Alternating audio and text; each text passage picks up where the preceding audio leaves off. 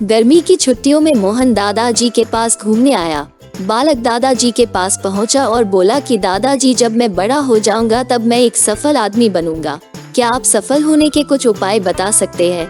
दादाजी ने बिना कुछ कहे लड़के का हाथ पकड़ा और उसे एक पौधशाला ले गए।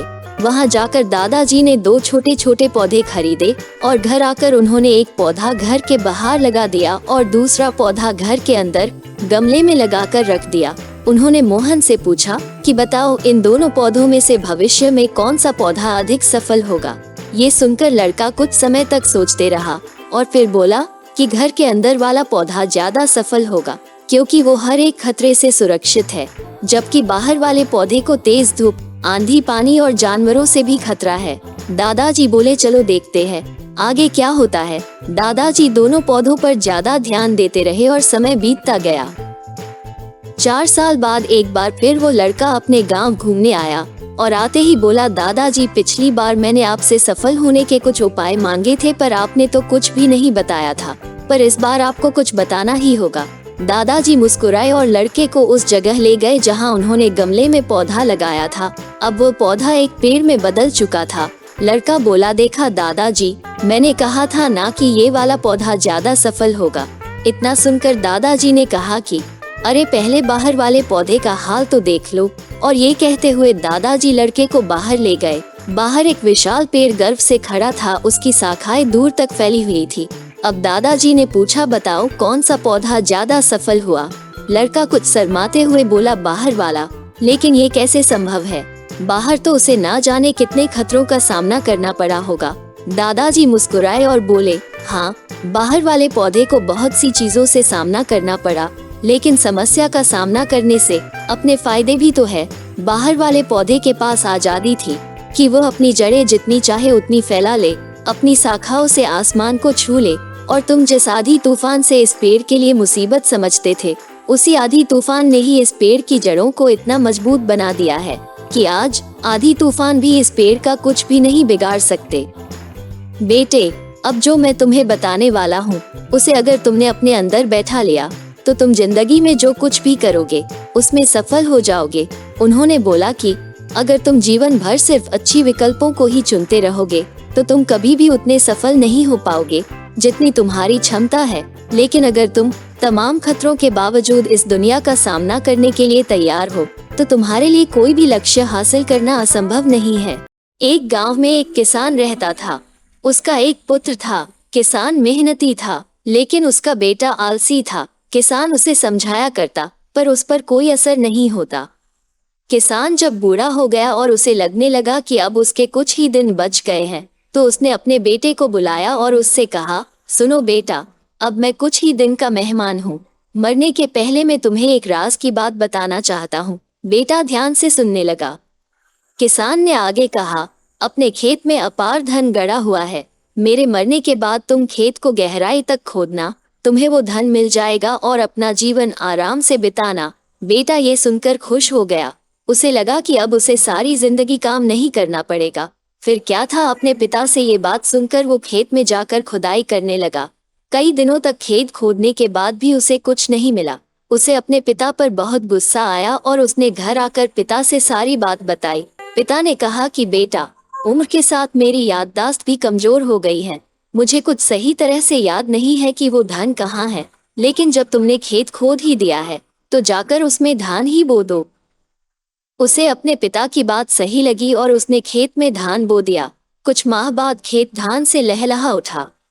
धान बेचकर उसने अच्छा खासा धन कमा लिया।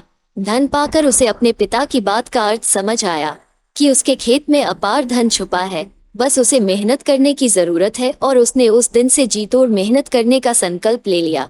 दोस्तों, इस कहानी से हमें सीख मिलती है कि मेहनत का कोई विकल्प नहीं, हमें आलस छोड़कर मेहनत करनी चाहिए। एक शहर में एक पहलवान रहा करता था। उसी शहर में एक विद्वान भी रहा करता था। पहलवान को अपनी ताकत पर बड़ा ही घमंड था और वो अक्सर दूसरों का मजाक बनाया करता था।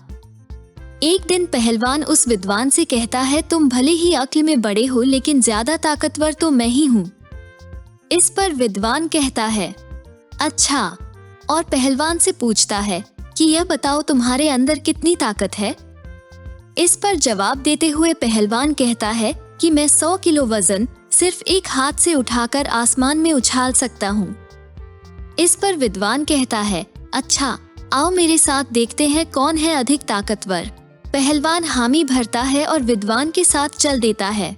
विद्वान पहलवान को एक चारदीवारी के पास लेकर जाता है और बोलता है, जरा इस रुमाल को दीवार के उस पार फेंक कर तो दिखाओ। पहलवान हंसता है और कहता है, ये कोई बड़ी बात नहीं। पहलवान रुमाल उठाकर पूरी ताकत लगाकर उसे फेंकता है, लेकिन रुमाल वहीं गिर पड़ा। इसके बाद विद्वान कहता है, अब मेरी ताकत देखो। विद्वान एक छोटा सा पत्थर उठाता है, रुमाल के अंदर डालता है, उसको दीवार के पार आसानी से फेंकता है। ये देखकर पहलवान हैरान हो जाता है और बहुत गुस्सा हो जाता है, क्योंकि उसकी समझ में आ गया था कि ताकत से ज्यादा अक्ल बड़ी होती है। दोस्तों, इस कहानी से हमें ये सीख मिलती है कि बुद्धि से हम हर समस्या का समाधान आसानी से निकाल सकते हैं। एक नदी के किनारे एक जामुन के पेड़ पर एक बंदर रहता था।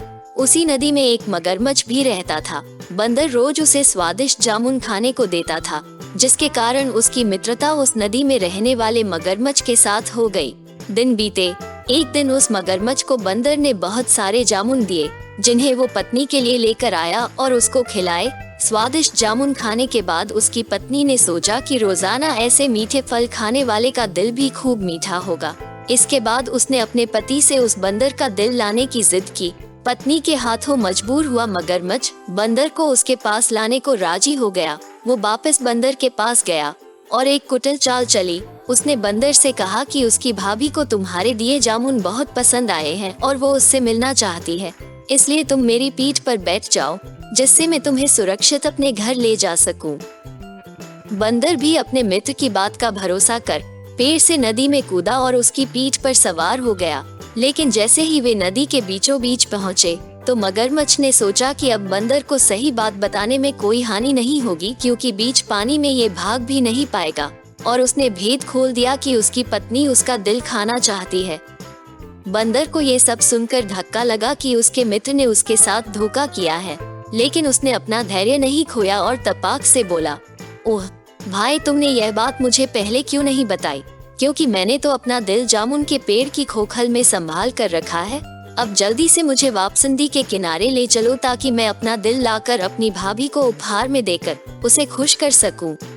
मगरमच्छ बंदर की बात मानकर उसे नदी किनारे लेकर आया। किनारा आते ही बंदर ने जोर से जामुन के पेड़ पर छलांग लगाई और क्रोध में भरकर बोला, अरे मूर्ख, दिल के बिना भी क्या कोई जिंदा रह सकता है? जा, आज से तेरी मेरी दोस्ती समाप्त। तो इस तरह से अपने तेज दिमाग के कारण बंदर की जान बच गई। तो मित्रों, बचपन में पढ़ी यह कहानी आज भी मुसीबत के क्षणों में धैर्य रखने की प्रेरणा देती है, ताकि हम कठिन समय का डटकर मुकाबला कर सके और दूसरा, मित्रों की मित्रता का सदैव सम्मान करें।